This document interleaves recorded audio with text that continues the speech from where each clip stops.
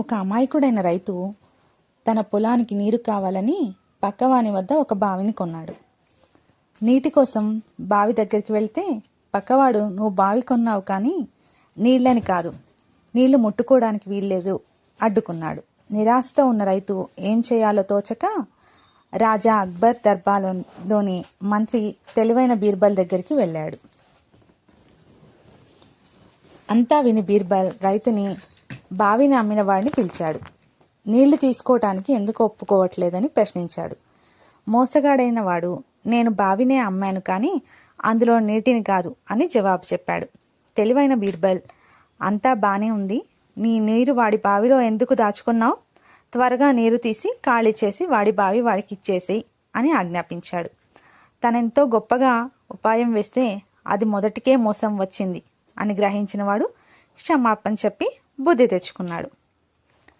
ఇందులోని నీతి, మోసం చేయటం మంచిది కాదు. మోసం చేస్తే ఎక్కడో అక్కడ దెబ్బ పడిపోతుంది. ఇంతకు కథ పేరేంటో తెలుసా? రైతు బావి. Thank you.